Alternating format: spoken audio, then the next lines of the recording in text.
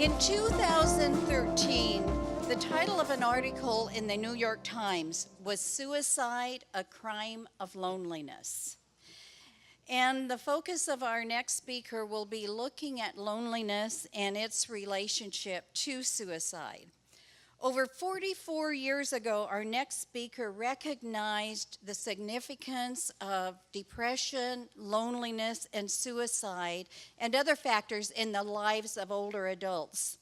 And he established and became the director of the Center for Elderly Suicide Prevention and Grief-Related Services in San Francisco.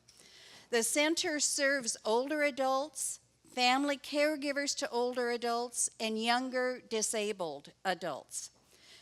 For 22 years, the program was a separate nonprofit, and then for the next 22 years, until now and into the future, it's a program of the Institute on Aging in San Francisco, California.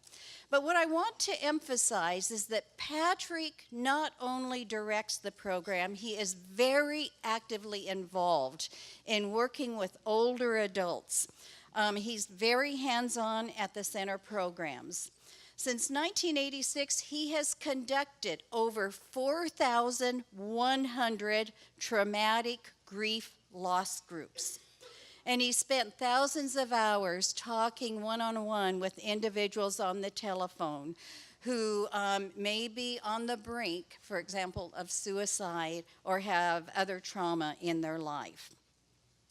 And if this wasn't enough, Dr. Arbore has served as senior lecturer at Notre Dame de Namur University for 26 years. He's also adjunct faculty member of the Wright Institute in Berkeley, California.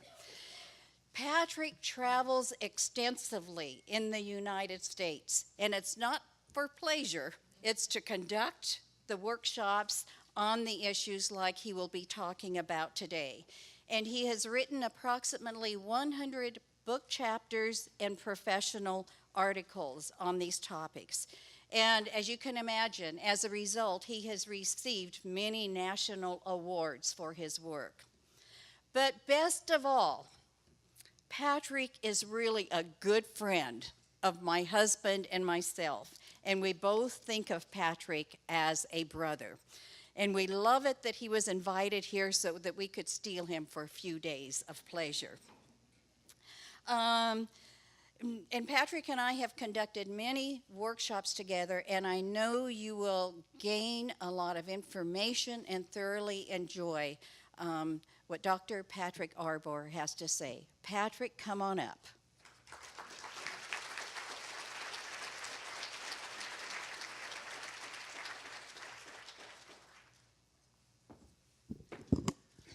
Good morning, everybody. And one of the hazards of having a good friend introduce you, that I sit there and my head was just swelling with all my importance. And so one doesn't think about all those things in the day-to-day kind of running of one's life. But then, as she was saying about the groups and all that, I started to get a little tired. But I'm very glad to be here with you all. It's wonderful, wonderful to be here with Carla and Helen. It's not often that I have the opportunity to present with people professionally that I really like as people. Some professionals, I think, have a lot of good information, but I'm not too wowed about them as people. And so this is really lovely, and Stephanie is great. And so I'm really happy to be with you. I have to walk around because I'm freezing. And I know, and I figured Oregonians are a hardy bunch, but it's like summer. But this feels like San Francisco in here, where it's always cold. I'm waiting for the fog to come in. But I'm, again, very happy to be here with you to talk about various serious subjects, as you were hearing Carla talk about, loneliness and isolation. And one of the things, as Vicki was saying back in 1973 when we started the Friendship Line, it was really as a result of what was then called the San Francisco Commission on the Aging. And they were very concerned about seeing these very high rates of suicide among older people. And yet they weren't seeing correspondingly, high frequency of calls to traditional suicide prevention centers. And so they were wondering, like, what are we missing? Are we not targeting the right population or not having the right strategies to reach older people? And so what we were tasked with was to come up with another more innovative way to reach out to older people. And, because I was studying aging at the time, we didn't need to have a branding organization to come in and spend thousands of dollars to figure out how to find a more effective way to reach older people. And what you all know, when you visit older people, one of the things they want you to do is to sit down, let me give you some tea or coffee, or how about a cookie, and let me talk to you about my grandchildren or children. Even if I haven't seen them in 30 years, I want to talk about them. And so we know that older people really would prefer to have a conversation rather than a confrontation. So if you answer a phone, hello, suicide prevention, we knew back in the day that it would be an older person because they wouldn't hang up immediately, so we knew it wasn't a prank caller. And we could almost hear them thinking, like, can I say something? But I'm even though I'm thinking about wanting to die, it just is too hard to face that. And so they would hang up. And so we decided to call our program Friendship Line, and we answer the phone, hello, this is Patrick from the Friendship Line. How may I help you? So it's more of, again, an invitation to talk, and also to have a sense of we want to get to know you. As Carla said earlier, connections to me are what bind us to life. And if you don't have that connection, it's going to be hard to want to reveal something inside of yourself that you really don't want to talk about. And I so agree when Carla says, loneliness has this stigma attached. I think absolutely. I think, people equate loneliness with another L word called loser. That there's something really wrong with you. Because you don't have oodles of friends and, all of that. And so I think we have to really rethink it all. And that's why it's so great to be a part of this program today and to have all of you who are going to go out to all of your different kind of organizations or families or church groups and hopefully be prepared to talk about, how do we reduce loneliness? How do we reach people who are socially isolated? How do we recognize if somebody is ideating suicide? And and to feel more empowered just to have these conversations. And so I think it's really important. I love the questions you all were asking at the end, because I think part of, having Helen and I and Carla here, I know it looks like we're the professionals, but what we're trying to inspire is good questions, to get you to ponder these topics and not just to go home at the end of this program and have these, handouts or PowerPoints and you put them in a file saying, whatever the name of that, I don't even know what the name of this is today, what we're doing. And, but putting that away and that's the end of it, rather than it should be just the beginning of it, which is, how do I think about this? What do I, how do I have that conversation with my mother or my grandmother or whoever or my neighbor? And hopefully it will inspire us to feel better equipped to just reach out to people. And that's what we did back in 1973 with the advent of the Friendship Line. And so, for example, back in the first month, I think, or first couple months, if we had 50 contacts with older people, I was just thrilled. I thought that was success.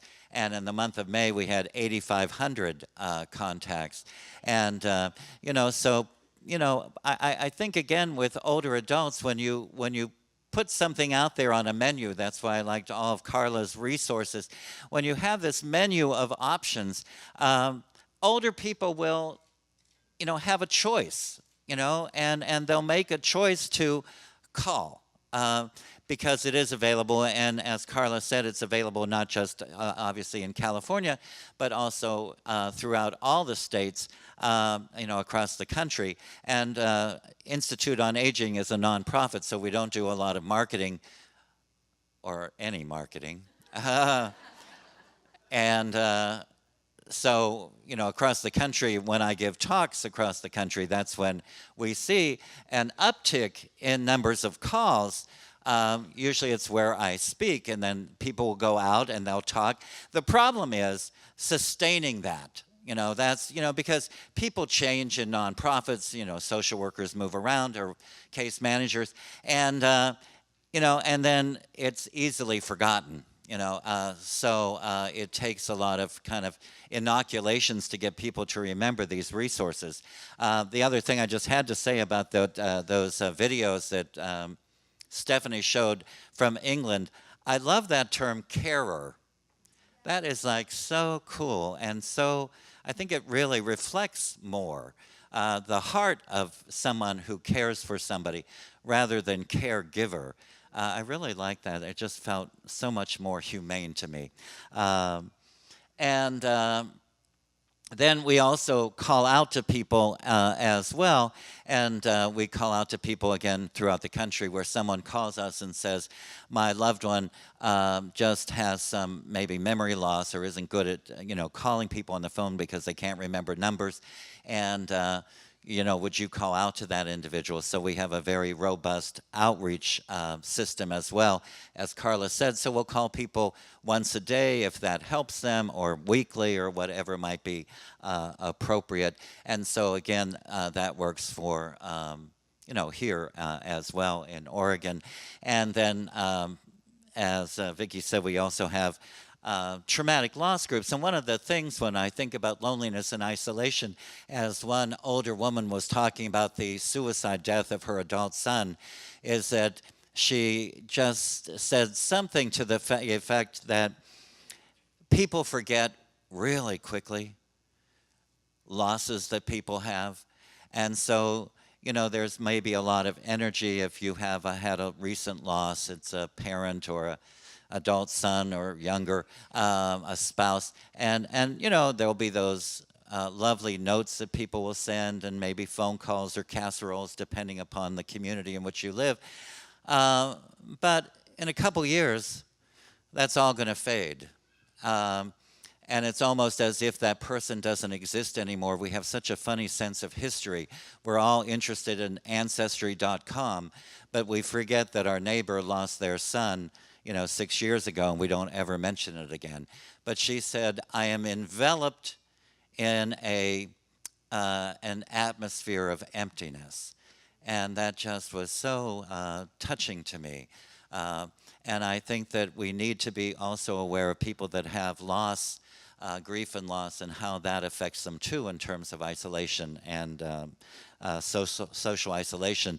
And so through our grief and loss groups, I've learned so much about the pain of loss and the loneliness that is connected with loss. One of the other things, I have some vision problems, and so I can see the group, but I like to look at people because I think it gives me a more sense that you're really not just participants at a conference, you're actually people. And I really like people a lot, so I like to look at you, and from over there I just see a group. But this way it's like, oh, you have eyes, you're there, okay. So one of the things I'd like us to do, and it might be a good warm-up kind of exercise, that it would be remiss of me at a conference on loneliness and social isolation that you might be sitting at tables where people are nice, but you might not know who they are. And so what I'd like us to do for just a couple minutes is that I'd like you just to turn to the people at your table and just know who they are. There's only like 4 or 5 of you at a table, or 6. I don't think it'll be too hard, and you've got a lot of vacancy signs on some of these neurons. So would you just turn to each other and say hello?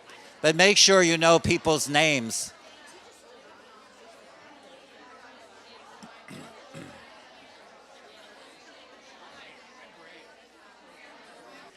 If I could have your attention again.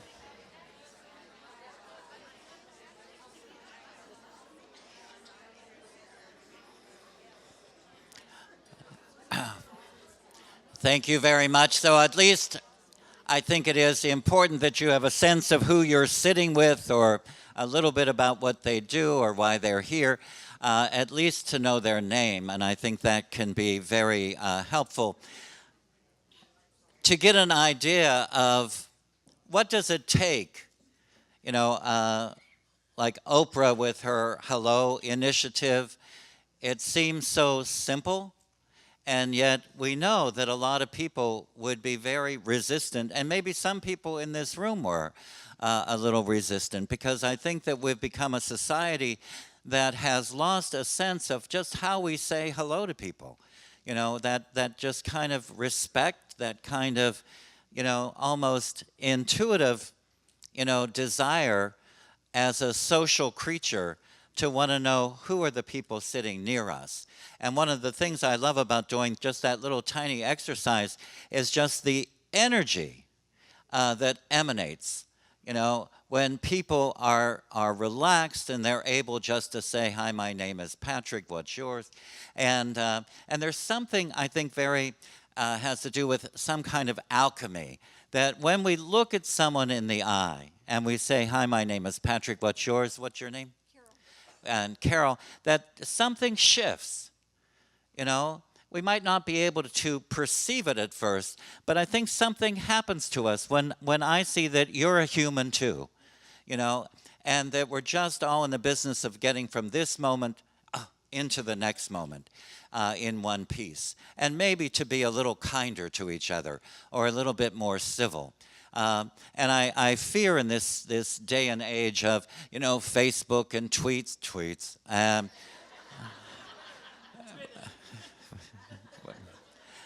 Anyway, that could be a 3-hour conversation in and of itself. But you know what I mean? I think that we get out of the experience of actually looking at somebody, saying hello to somebody, and just wanting to get a sense of, who are you, and how do you function in the world? And that's where I worry about this topic of loneliness and social isolation, that for young people going down the road, as you were talking about, it's like, what's going to be the impact of this social media on people now who were kind of raised on, Facebook or whatever, texting. That's different than the energy that you were feeling when you were saying just good morning to each other. It's so different than just sending a 140-character message, rather than developing the capacity to have a meaningful conversation. And I think when it comes to loneliness and social isolation, death and dying, grief and loss, suicide prevention, is that we just can't exist on the surface. We've got to excavate. We've got to go a little deeper, and that's what I think is so great about participating in this conference, is that we have the opportunity to go a little deeper. And when it comes to talking about suicide and suicidal ideation, I just want to say that in a group like this size, there are people in this room that have lost loved ones to death by suicide. There are people here who may have had loved ones who might have been clinically depressed and very isolated, or dealing with drugs and alcohol abuse, and had maybe not died by suicide, but might have had suicide attempts, maybe more than one, or people that you loved who were very depressed. And we know with a clinical depression that people can really drift away from you. Oh, they might be there, but they're not. You know, it's hard to reach them. It's hard to connect to them. And that's very, very stressful, not only on the person that is experiencing that, but you who care about them, whether you're in a professional role, a neighbor, or a family member, or if you yourself have ideated suicide. You know, there's something really very powerful about running over scenarios in your head where the outcome is I'm going to die by shooting myself or hanging or whatever it might be. And I just think we have to, for those of you that have had those types of losses, we just really remember at this table you don't have a suicide survivor on your forehead. But we want to be thoughtful that maybe somebody sitting near me, beside me, might have had those experiences. And just to be very, kind to one another. I just think kindness has gone out of style. And I'm trying to bring it back. And it's not, it ain't easy. It ain't easy to do it. So, the thing about suicide death is that, it's something that can be prevented. Now, for those of you that have lost loved ones to suicide, as I have too, that wasn't prevented for them.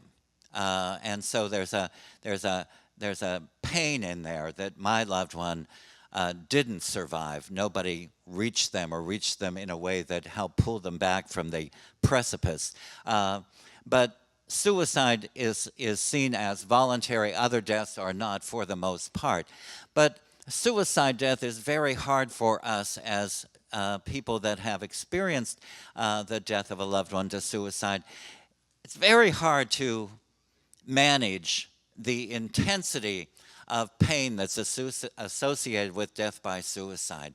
And it can be a very painful grief experience. Certainly one of the big feelings that come up in terms of death by suicide for the survivors is guilt.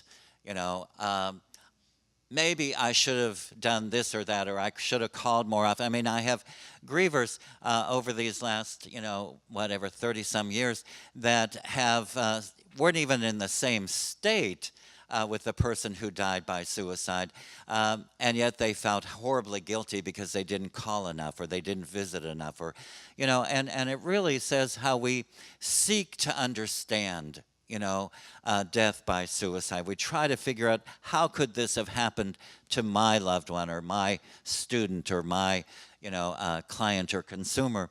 And I think one of the things that we see sometimes in the community, and I hear this, is that people will say, well, if somebody is suicidal, there's nothing we can do. There's nothing you can do. If they're suicidal, they're just going to kill themselves.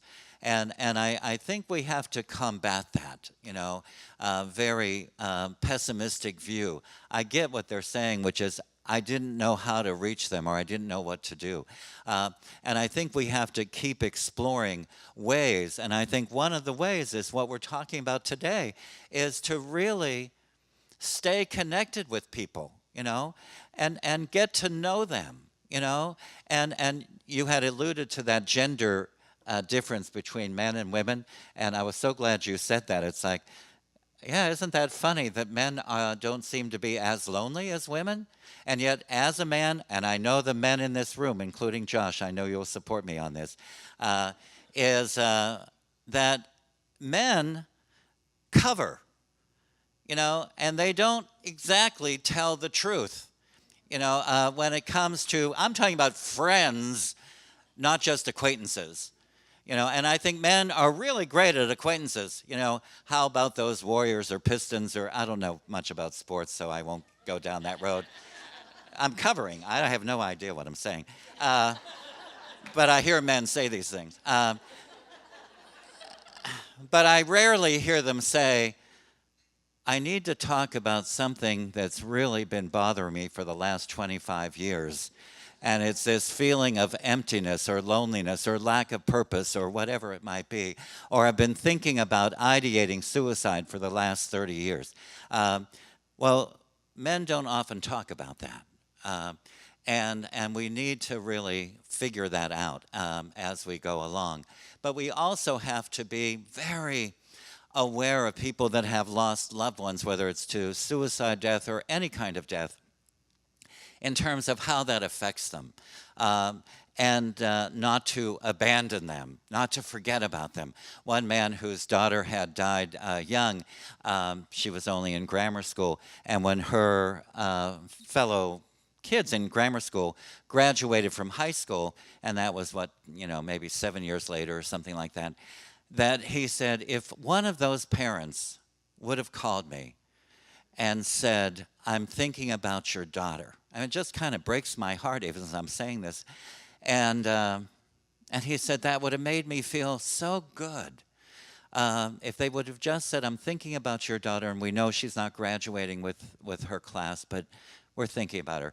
He said, that would have been so meaningful.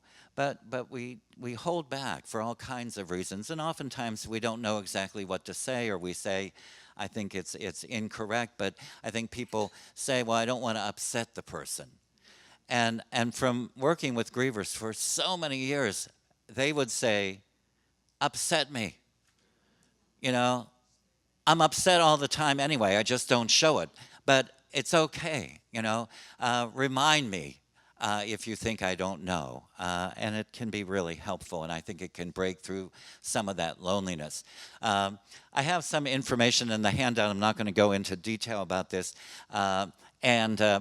But because it's like in terms of rates and numbers and things like that, I'm much more interested, as Vicki said, in people. And I just want to remind us all that when we talk about rates and percentages and this and that, we're talking about people, somebody's father or son or daughter or, spouse or nephew or something. And But what we can see is that, suicide rates, for example, based upon data from 2012 from the Oregon Public Health Division, as suicide rates remained unchanged among women 18 to 24, 25 to 44, et cetera.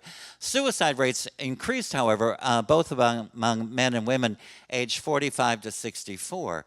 And so when we see these changes with suicide rates, it kind of gets our attention in terms of, I wonder what's happening. Is this just kind of an anomaly? Is this a trend? Something is going on. During the past 10 years, suicide rates increased 41%. Well, we're seeing that in Oregon. We're seeing that in particularly a lot of western states where there has been an uptick in rates of suicide. Again, we're seeing it here among men 45 to 64. Suicide rates decreased among men 65 and older. Now, is that because we have more services? Are people reaching out more? So all of this is worth, kind of paying attention to. And then we looked at some aggregate data from 2003 to 2012, and to get just kind of a picture of what's going on. Suicide rates among males aged 65 and older, again, decreased over this time frame here in Oregon, 18% from nearly 50 per 100,000 in 2000 to 42 per 100,000 in 2012. But when you think the national rate of suicide is about 12 per 100,000, to have a rate of suicide that's 40 per 100,000, that's really high. It's not exactly something to say, wow, this is great, because we don't know if that's going to persist or decrease. And from 2003 to 2012, males were 3.6 times more likely to die by suicide than females in Oregon. The highest suicide rate occurred among males aged 85 years of age and older, and that was 72.4 per 100,000 population. That's big, and that's scary, in terms of what are people, men in this age group, telling us about aging, and I think they're saying there's something kind of bleak about this, and I think we have to really think about our grandparents, or grandfathers, and what is it that's going on? In terms of the friendship line, we looked at some of our data from what is that, July 2016 to April 2017, and we had about 1,200 incoming calls from people in Oregon to our friendship line. We have many people that we call out to who live, because one of the things about Oregon, which is, so nice, and also Northern California, is that there's a lot of really beautiful rural parts of it. But as that video said, it's all well and good to live in a very beautiful rural area until you can't drive. And then what? And if you're a transplant from California to Oregon, and you wind up falling and breaking your hip, but you really don't know people in the area, that can really increase one's feeling of loneliness and possibly social isolation. And we get calls from these following cities: Portland, Oregon City, Salem, Astoria, Eugene, Corvallis, etc. And so we do, Friendship Line does have a presence, but as Stephanie knows, because we've talked about this before, what worries me is that if we don't have a continued presence, people are going to forget. And they're not going to realize, just like all those resources, people, how do they remember that, and that's us. We're going to have to remind people, and I think that's really an important aspect of these types of conferences.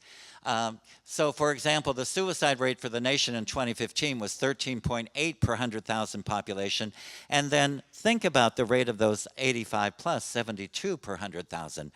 If we were talking, really, seriously, if we were talking about people 24 years of age and younger, and we had those same stats, we would be going crazy with marketing campaigns, and we'd be in the schools, and we'd be reaching out to people, and there'd be no stopping us.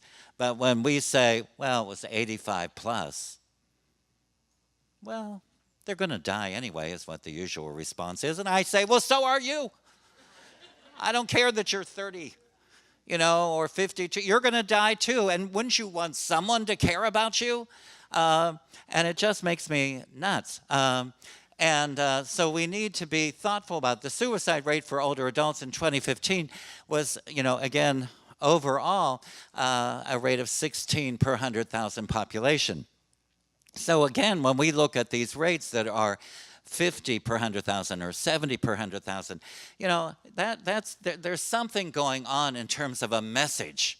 And we really need to think, and that's what, ponder this, talk to older people, to do more research. But to do research, we need to have money for funding, and that's not always available, unfortunately. We also want to be aware not only of the growing numbers in terms of the white community, in terms of how many people are moving into the 70s and 80s, and the baby boomers, about 78 million born between 1946 and 1964, and we're moving into our 70s now. And for those of you that are aging boomers, my experience of my cohort is they ain't too happy about it, And it's much easier for them. They dig this, which is, 70's the new 50, 60's the new 40, 50's the new 30. I mean, pretty soon we're going to be back at, what is that, Benjamin Button, going backwards. But honestly, I'm 69. 69 is 69. You know this. I know this. And I feel sorry for people who are 49 when they hear 69 is the new 49. I'm wondering what you're thinking about that. It's like if you and I are the same, you're in trouble. You made some poor choices. So we need to see ageism. And I was so glad every time Carla mentioned ageist attitudes or ageist assumptions or ageism.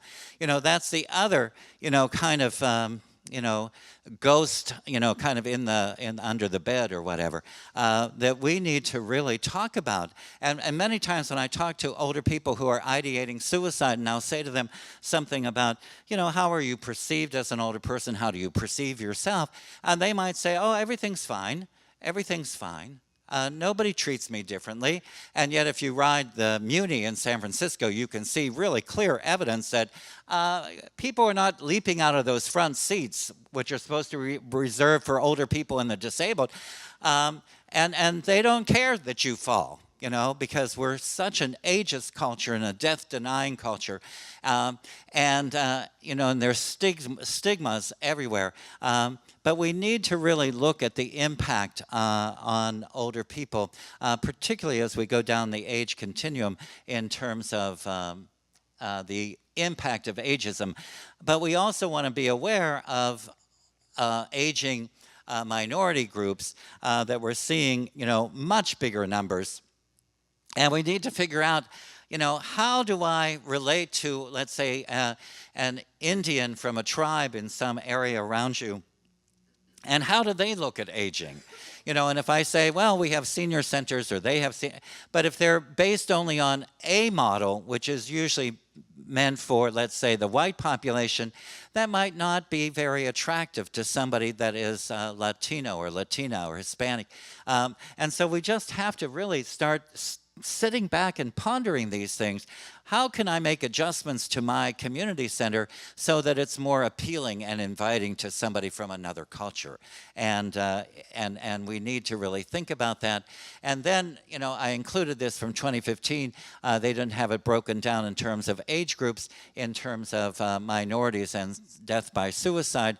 But what we see is that suicide death is still overwhelmingly a white issue.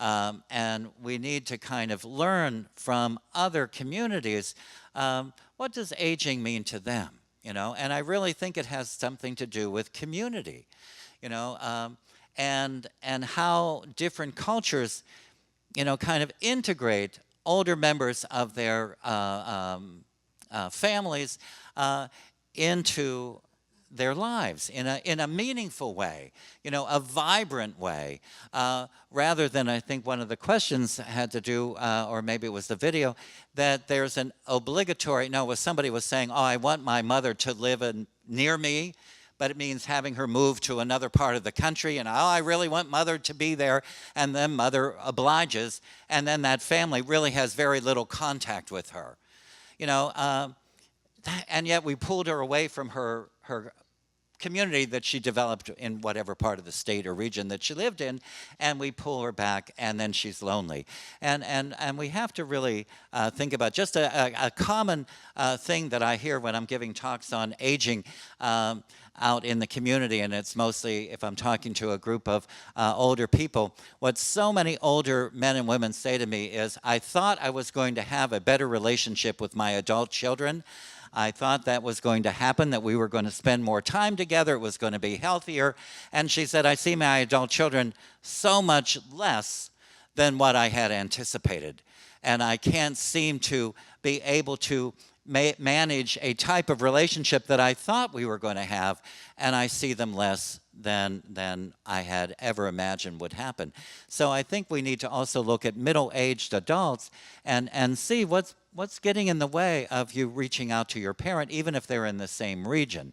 That's why I thought all your stories about your mother were so good, Carla, because it says you have a connection with her, that she's just not over here, she's actively involved. And I think we have to question that and wonder what goes on. And also, if you have a really good relationship with your adult children, you know, how did you achieve that? You know, what happened there? So we need to be aware of it. We also want to be aware of suicide death and suicidal ideation in the LGBT community. And from a conference in 2014 that was a LGBT suicide prevention conference, and I was, not surprisingly, there, a presenter on older adult LGBTs. And it was fascinating, just from the point of view of a presenter, is that, again, the bulk of the focus was on young LGBT individuals. And there was lively conversations and a lot of energy.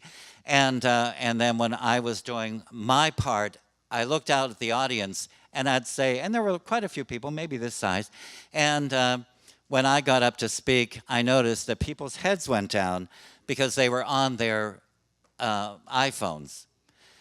And I could tell they just checked out. And I'm not exactly a shrinking violet when it comes to speaking. And so it's, you have to really ignore me to ignore me, but it just was, again, this ageist issue is that, kind of so what? And we know in the LGBT community, ageism is very, there, it's present. And so we need to really think about, again, connections with our older people, regardless of the group in which we might identify. But in every study, there's an increase in suicide attempts among the gay and lesbian population, with gay and bisexual males attempting suicide at least 4 times more often than women or lesbians. And it kind of mirrors the heterosexual culture too. So it's something that we want to be aware of.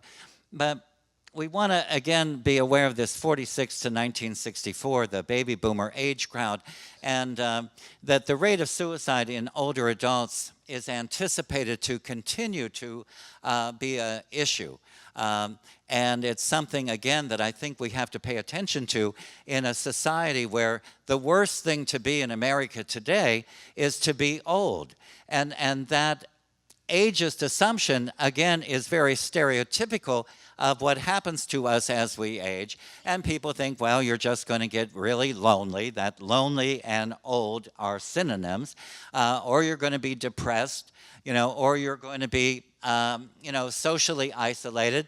But it's because that's just part of aging, that's just part of being old, not that there are other factors going on, not the least of which is we're in an ageist culture. And so changing that paradigm and that view is not easy. But I know everybody in this room faces that in terms of how do I support older people in my community or myself. And I love the woman, I don't know where she is, the 92-year-old woman that paints, and that she's here. See, this is the thing. We have to show up. And she has accomplishments. I love that. I'm not, the age itself doesn't interest me as much as that, I am older and I am participating. I do things to the best of my ability, and I think that that's very important for us. From 1979 to 2000, the rates of suicide in the country had been decreasing, had been falling. In fact, death by suicide fell out of the top 10 leading causes of death for a very short period of time, but now it's back in there. And so something shifted, and there was this noticeable increase post-2007 with that Great Recession that has also heralded an increase in death by suicide. And what happened in 2007? Why do you think the rate started to increase? The what? Yeah. Economic, the recession, losses in general might be you lost your home because of the mortgage crisis, and yet a lot of other people benefited financially by you losing your house. Just losses in general, particularly for middle-aged men, their suicide rates really increased, and that was really a phenomenon that we'd never seen before in the suicide data, that men were really suffering because they couldn't find jobs or they couldn't take care of their families in the way that they had intended. So what are some of the late life suicide factors, risk factors? Well, Dr. Conwell, Yates Conwell, is a researcher in suicide in the elderly, and he's very well known and a very approachable person. He would be a professional I'd be willing to do a talk with. I've done talks with him. But he's decent. I like that. Approachable. I like that. But he would say, again, depression is certainly the factor that comes up in terms of, a psychiatric issue that is, it's one of the most common things that a lot of older people experience is depression. But depression is often overlooked, unrecognized, undiagnosed, and then therefore untreated, because what I think even, smart people with their families will say to me, well, my dad is 80, and so he just doesn't do things anymore. He's not involved anymore, but he's 80. I said, well, do you ever think that he might be 80 and maybe depressed separately? No. This is just how old people are. That is such an obstacle, when we hold those kinds of beliefs about what it means to be old. And then this person who's 52, it's like I said to him, do you know one day you might be 80? And you think you're going to be like your dad? He said, well, yeah. It's kind of like, but I won't care because I'm 80. It's like, no, 80-year-olds care. It's like, come on. Anxiety disorders are another factor. Substance use disorders are another. And so we have to really think about, the use of substances. And I'm thinking about alcohol right now, not so much in terms of opioids, but I'm thinking about alcohol. And I love going out to dinner because I like to watch older people, and they're there with family or whatever.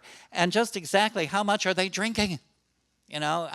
Because we know something changes in us as we age in terms of how we metabolize alcohol.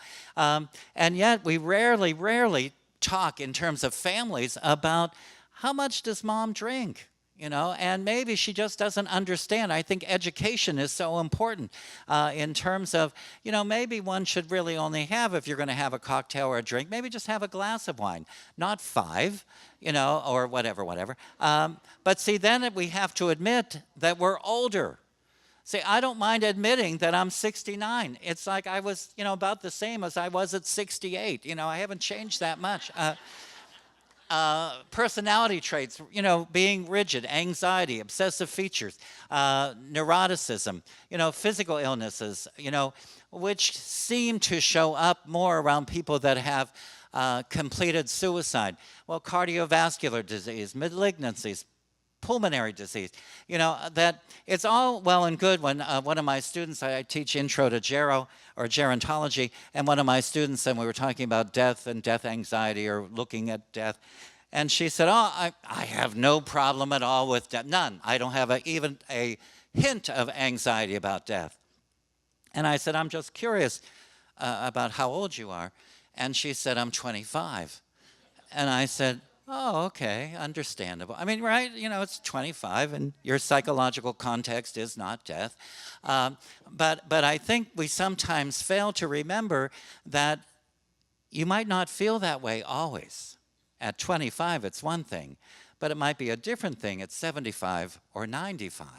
And when people say after a loved one dies, and this one woman said to me her mother died at the age of like 90 or 95 or something, and she said, I wanted to talk about the death of my mother, and she said, I love my mother. I love my mother. And my mother was in really fairly good shape for a long time. And she said, I try to tell people about my mother's death and my feelings, and they immediately say, because she said, you can tell I look like I'm 70 or whatever. And she said, people say, how long did you have your mother? And she said, well, my mother died at 92 or something. And she said, immediately people say, well, you had her such a good long time. Wasn't that great you had her all those years? And she said, and everybody would say the same thing. Oh, that's so great. And she said, all of a sudden I felt like I had to start like having a little marching band saying how great it was that my mother died. And she said, that is not reflecting what I really feel. And she said, and I felt so lonely because nobody would sit and say to me, I get it. You're grieving the death of your mother. This is your mother. And it's just like a fact that the mother was whatever age she was, but that's not the issue. The issue is I miss my mother, And we have just such a strange way of looking at age. Social context, social and psychological disconnectedness, family discord, social isolation. So we see, this kind of stream of factors that enter into this, and social isolation, lack of connection, physical illness, mental disorders, social context, impaired functioning, and all of these are really complex issues and hard to get to in a a 7.5-minute visit with your primary care physician to really find out. And then I think there's stigma on, as I said earlier, on loneliness, particularly if you have adult children and you have grandchildren. And they might be in the same county, but you don't see them as often as you feel you need for whatever reason. Family discord, broken relationships. We need to really figure this out. And when we look at the ratio of attempts to completed acts of suicide for young people, for example, it might be 200 attempts at suicide to one completed act. And so, not that those aren't serious, in terms of their intention, but they might wind up taking aspirin and drinking some beer or whatever it might be, and they're kind of nauseated and sick the next day, but they didn't die, but they didn't also go to the emergency room, or they didn't tell anybody.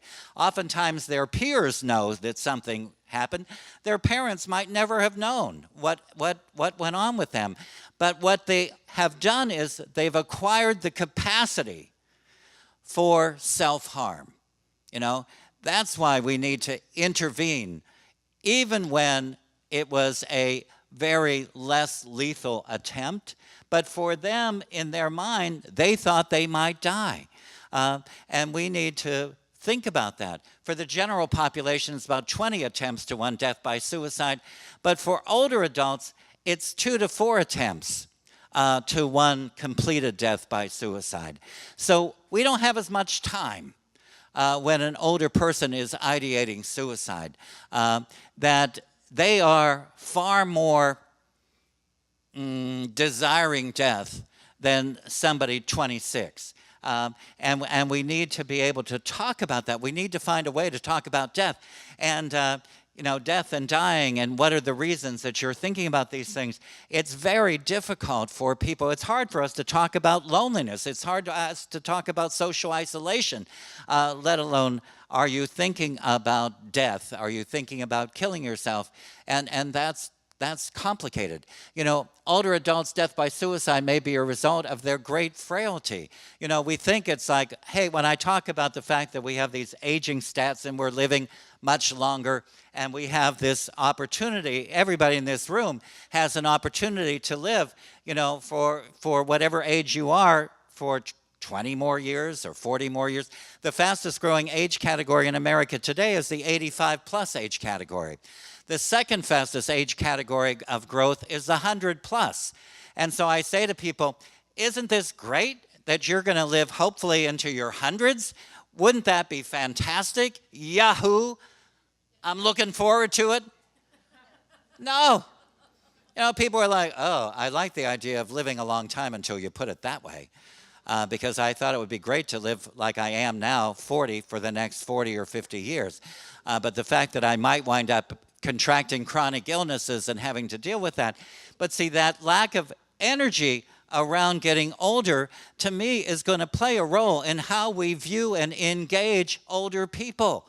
Dr. Robert Butler had said to me when I met him, do we all know who Dr. Robert Butler is? Does anybody not know? I don't want to point you out, but, oh, okay. Well, see, isn't it great to come to a conference because you learn all these things? That Dr. Robert Butler was the only person that won a Pulitzer Prize for a nonfiction book on aging, and it was called Why Survive? Growing Old in America, and that was back in the late 60s, and it's still as relevant, and he was the person that coined the term ageism. And so he did a lot of remarkable things, advocate for older people, and really advocated for the fact that older people can actually have sexual intimacy, that really is okay.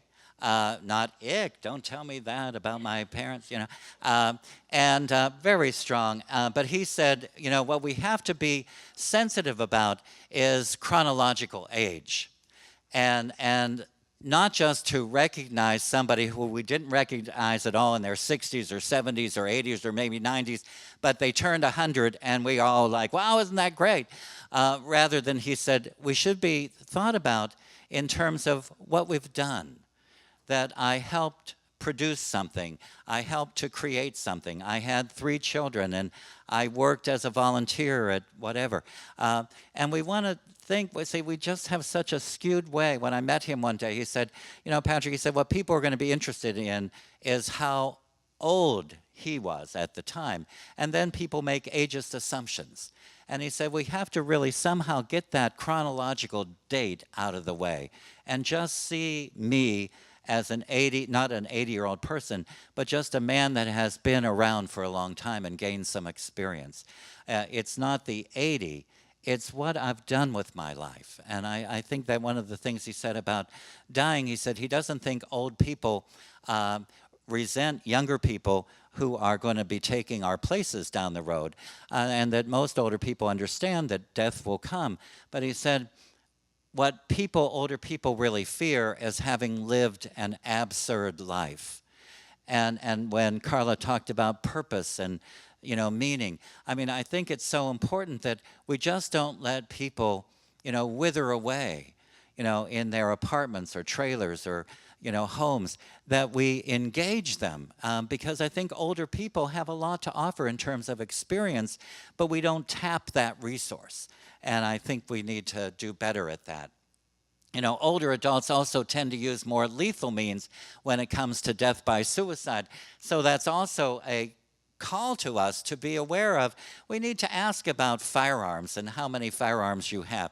In 2010, for example, 46.7% of suicides among people older than 65 used firearms, compared to 71, younger than 65 used firearms, compared to 71% who were over 65. And so, again, there's this, this kind of message to us that I really desire death. And what did we miss somewhere along the way? Why weren't we talking about this earlier in their lives, about what it means to age? So early detection is something that we want to be more aware of.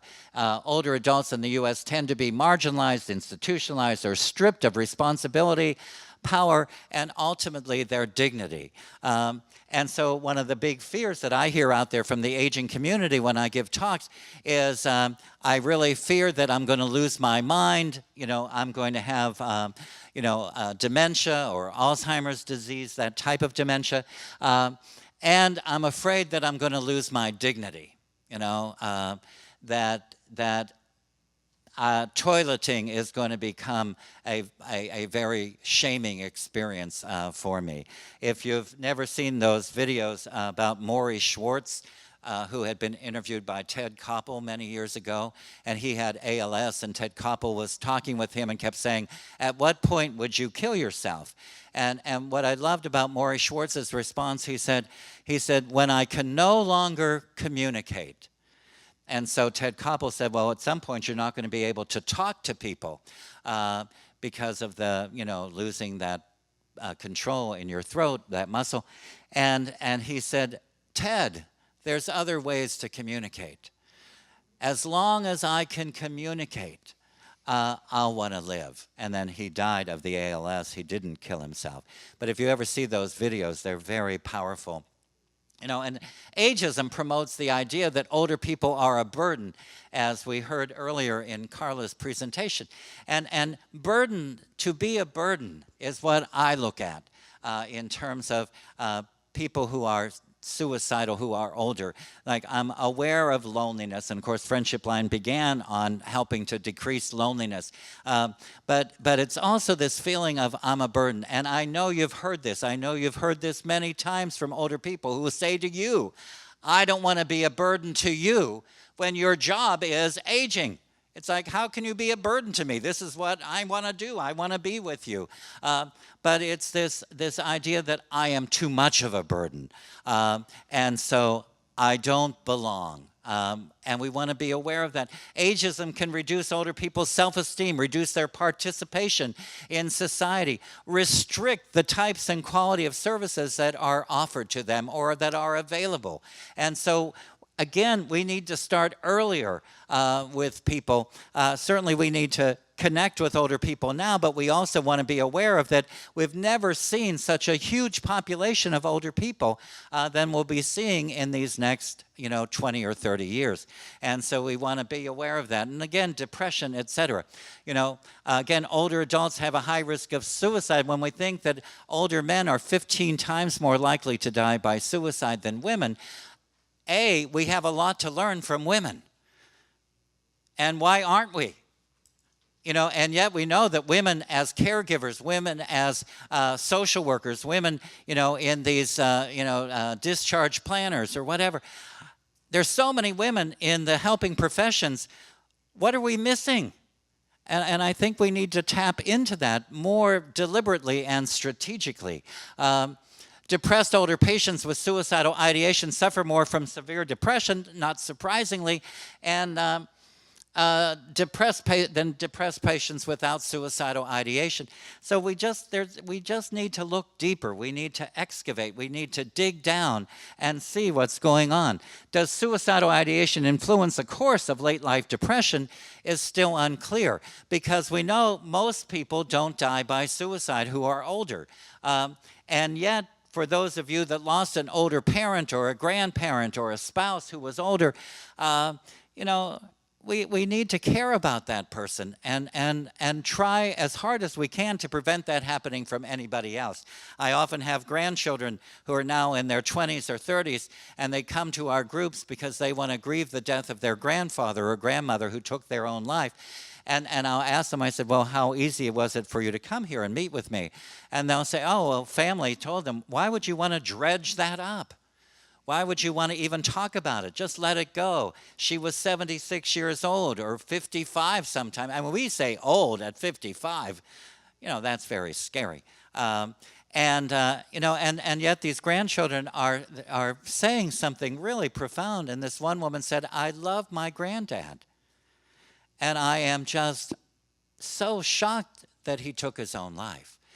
People need to become aware of what these factors are and how prevalent they are. And I think we have to be aware, too, of throwing around the term depressed or depressing. We just throw it around like candy. If you don't have something to do on a Saturday night, you might call somebody and say, oh, I'm so depressed. When that isn't what you're trying to say. What you're trying to say is, I didn't make plans, and now it's like a holiday weekend or whatever. Well, that's different than clinical depression. And, I think sometimes depressing isn't the term that we should be using as a response, for example, to issues about aging. It might be, I feel demoralized. Or I never really thought, as one 84-year-old woman said to me, she said, I could do my 50s, 60s, no problem. 70s started getting a little bit challenging, but I don't know what to do with 84. And then she said, and I know I used to be somebody, but I'm nobody now. And that is really demoralizing. That you just feel like you don't belong anymore, that you used to belong when you were younger. And, we need to think about that. Depression could then return to be used as a diagnostic term that describes a mental health issue, not only in older people, but people in general might have symptoms of depression. And we need to pay attention to that. Whoop. What did I do? Oh. Okay, I did something. And we want to also be aware, for those of you that have older family members who are vets, one of the things that we're seeing is that it's about probably more now than 22 returning vets per day die by suicide. But again, we just kind of, it just doesn't seem to register on us. And we need to pay more attention to the role of combat, the role of the military, and just how challenging it is to come back to your families or to your regions of the country. There's been an average of almost 21,000 service members diagnosed with TBI every year since 2000. And that can be very difficult on the individual, him or herself, but also on their families. And so some of the challenges, that we're looking at, Conwell and others have stated that known risk factors for elderly suicide, again, we talked about them, have limited predictive power, however. So just knowing that somebody might be clinically depressed or have symptoms of depression may not be enough to help us strategically understand whether this person might die by suicide than some other older person that might be experiencing depression. Zanto and others talked about that suicide attempts in depressed older people were related to poor social problem solving, constricted social networks, disrupted interpersonal relationships. Cognitive decline may be another risk factor among older people. Marty et al. Have talked about the loss of autonomy, again, loss of relationship status. There's a need for assessment of suicide risk that goes beyond demographic factors in order to improve suicide prevention efforts among older adults. So what this all implies is whether I'm a clinician, I'm a professional in some way, or I'm a family member or a neighbor, I need to get to know Judy, and just not do an interview with her. Let me check some boxes, but let me get to know you. But is that easy to accomplish in our organizations or agencies or institutions, or am I time limited? And so I have to, do it quickly. On the friendship line, we say that people can call once a day, every day. You're welcome to call, because what we're trying to do is to create at least a connection here so that you can tell somebody what's really going on with you. Who am I now? Who am I at 82? I don't know, and I need to talk about it, and I need somebody who wants to listen to me. Back in the 1970s, the common complaint on the friendship line by older people was, nobody listens to me. In 2017, a common complaint of older people who call the friendship line is, nobody listens to me. So I think the message over those 44 years is pretty clear, is that nobody's listening. And so how can I share what this experience of my life is about if nobody's listening to me? There's a wonderful film. It's called Living Longer, is the DVD. And in that film, they're looking at, it's very sobering. When I showed it to my Gero students, they were not pleased with that film. And I said, what bothers you about that? And what the one woman said was, the one student said, if that's what it's going to be like when I'm older, I don't want to get old. And yet that isn't the way for everybody, but some people who are ill, chronically ill, are going to need care. And in it, one woman in her 90s had been living alone in Manhattan, and there was a nursing home right across the street. And she said one of her friends had wound up going into this nursing home. And so that friend said to her, how long do you think you can continue to go up those stairs? There was no elevator in her building. And so she moved into the nursing home. And she said on camera, they asked her, how does it feel to be here? And she said, first of all, the staff aren't friendly. Most of the patients can't communicate because they have various health problems. And she said, I'm here, and she said, it's a good thing I'm not here to make friends, because that's not going to happen. But she said, I just like having people around me, just like having people around me. And she said, so I can bear with the fact that they're not connecting, or they don't know how, or can't.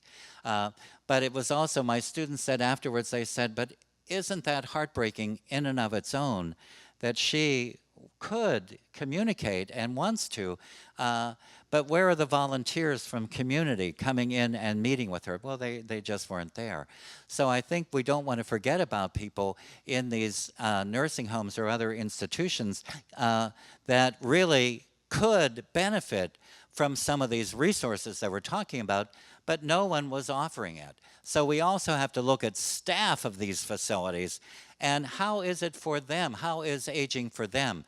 And we need to be alert to that. How am I doing for time, by the way, Susan?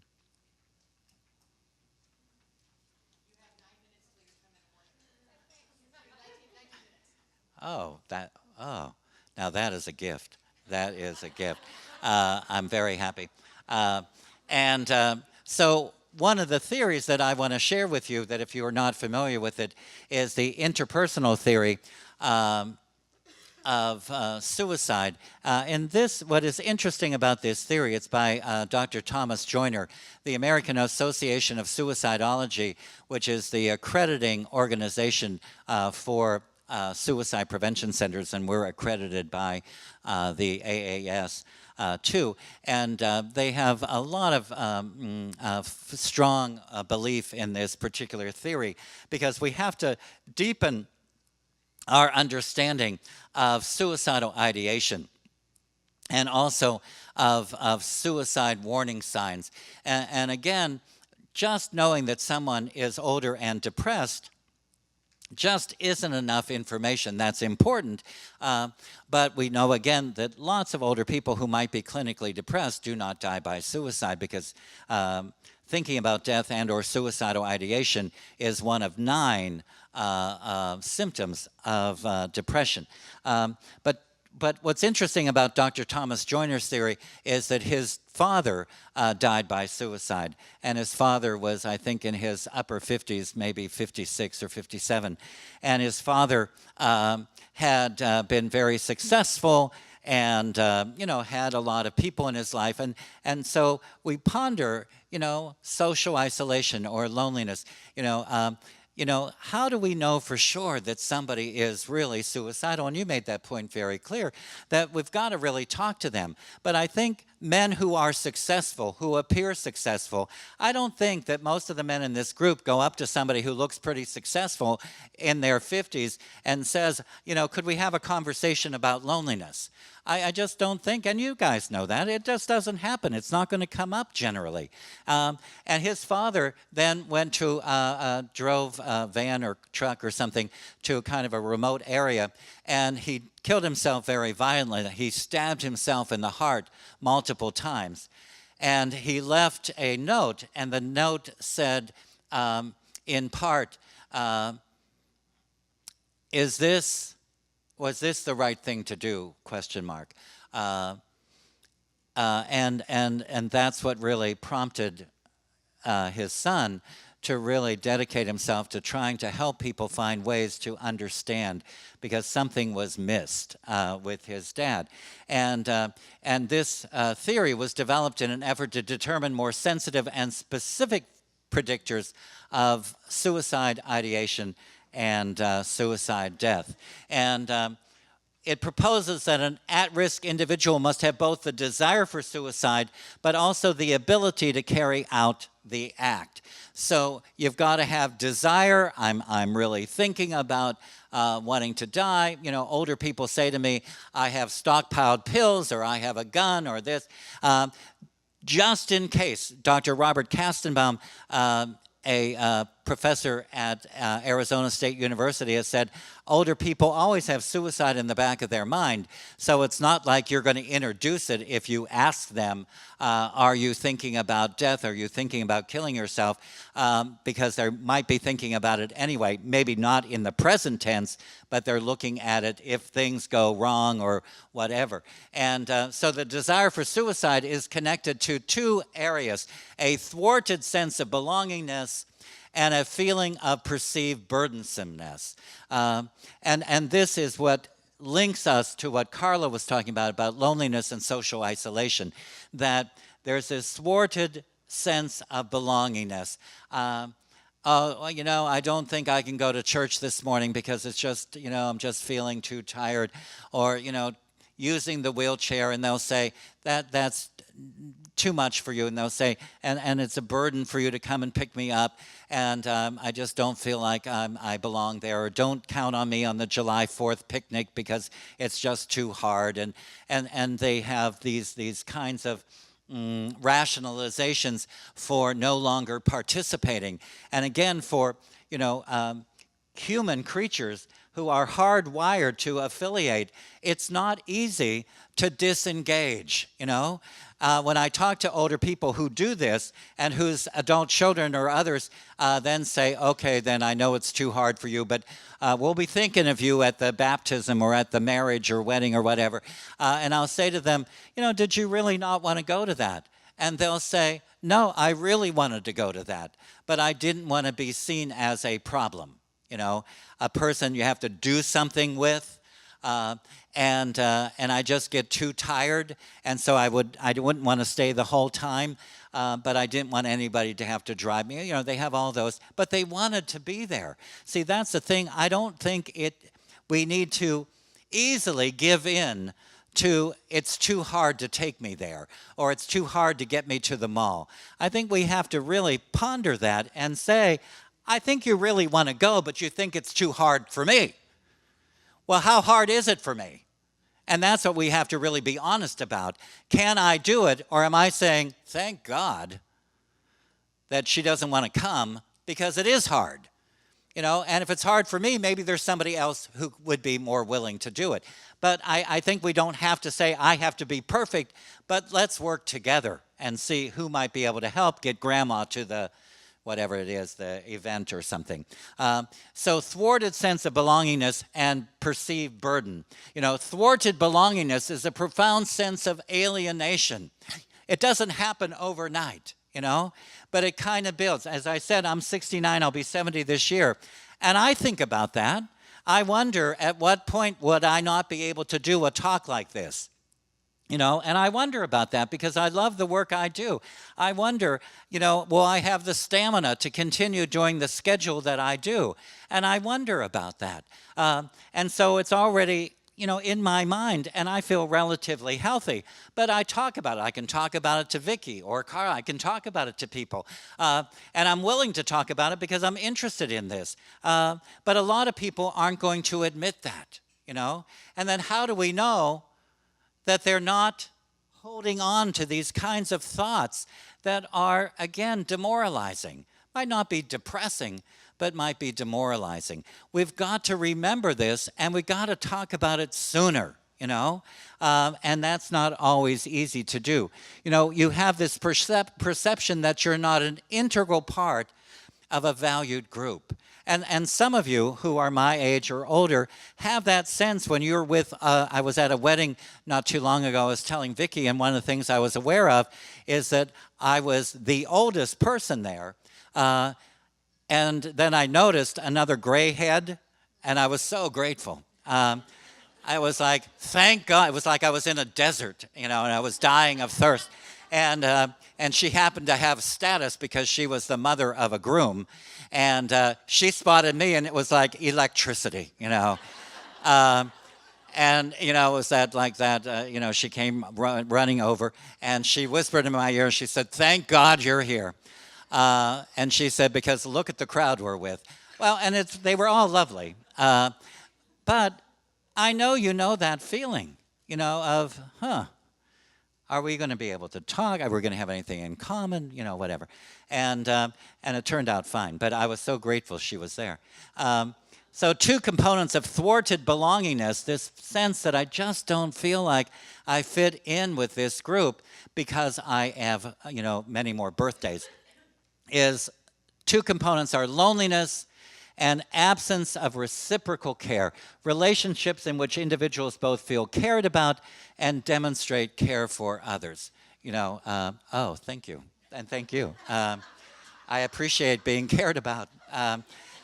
When people want to help me, I say, help me, please. I can use all the help I can get. But that loneliness, again, I don't feel like I belong. And that's when somebody gives you, it's like a signifier. When they say, oh, I just don't belong there anymore.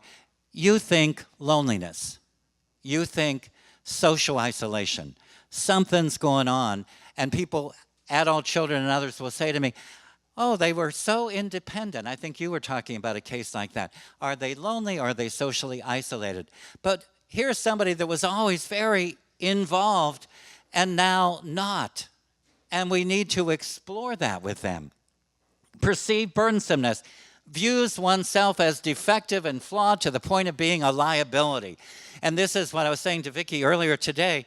I think what gets in the way for a lot of men who die by suicide is that they feel ashamed They feel defective on some very important level in terms of being older. When Carla talked about her dad, but he was able to adapt and adjust, wasn't he? But I see a lot of older men who have been, supervisors, managers. They identified really strongly with their job. I certainly do the same thing. And now they don't have that job anymore. And out there in the world, like when I was coming up here, in the airport at San Francisco, people don't care I have a doctorate. People don't care that I started the friendship line. What they see is an old dude, And then I look around, who is that old dude? Oh, that's me. It's like, what a surprise, And we want to be aware of shame, but I know it's very difficult to talk to anybody about shame. It's not an easy topic. And if I had you do an interaction together and said, think about a time in your life when you felt really shame, a lot of shame, and now turn to that person at your table that you got to know them a little bit and talk to them about that. How many of you would willingly do that? Here's 1, 2, 3, 4. 2 hands there, she's willing. Things change, doesn't it? When we talk about just that word itself, shame. And yet Dr. Edwin Schneidman, who is the father of the suicide prevention movement in the United States, would say shame is one of the factors that you don't see a lot, but he believes that it's very much a reason why people, particularly men, die by suicide, that they feel defective and they don't know how to talk about it. And I think that we've got to think about it. We've got to figure out how to talk about this. And then 2 components of perceived burdensomeness is I'm a liability and self-hate, that I hate myself. I often say to my older clients, can you say the following sentence? And let's say the person's last name or first name is Arlene, and I'll say the following sentence. I love Arlene. And then I look at Arlene, and she says, I love, and then she'll say, I can't say it. I can't say, I love myself. That is really a problem. And not surprisingly, she was ideating suicide, and this is like 3 or 4 years after her daughter died by suicide. And we really need self-care, self-love, self-compassion. We really need to comfort ourselves, particularly as we age, but also younger too. And then we've got to be aware of the acquired capacity for self-harm. It includes habituation to pain. Thank you. And probably on the evaluations you'll say, Patrick needs to pay better attention to time. But that's why Susan's here. She has a job because of me. So we want to be thoughtful about that, is that habituation to pain. One of the things we also see with men particularly is that they are much less willing to go see their primary care physician than maybe their spouses or women friends. And what accounts of, they go eventually or not, but they go because they're afraid in the beginning that they don't want to hear bad news, but they wait so long that of course it's inevitable that they're going to hear bad news. And so we've got to be able to talk about it. But what a lot of older men have said to me is, I don't want to talk about it, Patrick.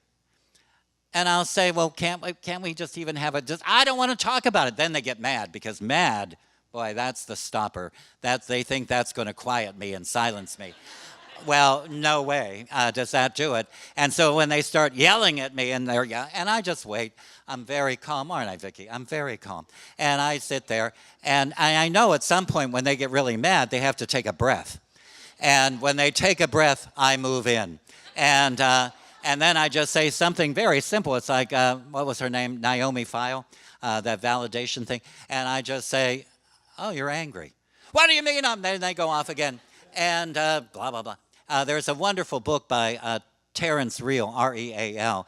He's a clinical social worker, and he wrote a book about male depression, and it's still so interesting, even though it was written a number of years ago.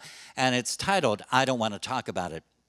And so it's something that I think we all should remember, men and women, is that when that older parent or whoever it is, that male in your life says to your really just natural caring about who they are and what's going on, when they say, I don't want to talk about it, what they're saying is, I have fear, but I'm a man and I can't say that.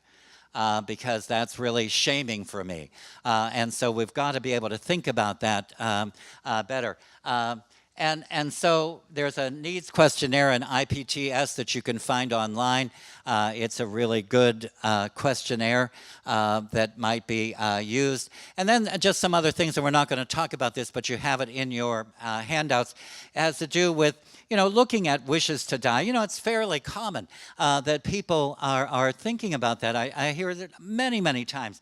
But when we train our volunteers when somebody says, I don't know why I'm still here, what I'm hearing there is, I don't have a purpose, but I don't know how to find language for that. No one has talked to me because I retired at 60 or 62. I've been retired 20 years. I didn't know I was supposed to have purpose anymore because we offer so few opportunities for older people. And so when you hear that, what you want to think about is, maybe this person has never really thought about a sense of purpose or a meaningful way in which they can contribute at the age of 80 or 90. In a study by Kim et al., 15.8% of an older sample of 773 subjects reported a wish to die. It's not uncommon. But what we have to be aware of is to discriminate between I want to die and I'm ideating suicide. We've got to be able to ask that question. Are you thinking about suicide? Are you wanting to kill yourself? Again, keep in mind that as Robert Castenbaum said, suicide is often in the back of the mind. So talking about death can relieve older people of a lot of anxiety. Thank you, Susan. Family connections. What kind of connections do you have with your family? Are they healthy? Do you feel good about your connections? Looking at, again, connections in family, and reasons for living. When people say to me, I've got this old dilapidated body, but I'm still here. And I say, and let's talk about, what your thoughts are about the fact that you're still here. Is there something left that you have to do that you haven't talked about? And then this, older people will often say, and younger as well, they'll often say, I've never told anybody this in my life, but I'm going to tell you. And we know that we are, the archives of a lot of people's intimate thoughts about themselves that they can't share with others for whatever reason. But they share them with us, and I think that's really important for us. And so, reasons for living, how do I manage transitions as older person, that transition from living independently to not?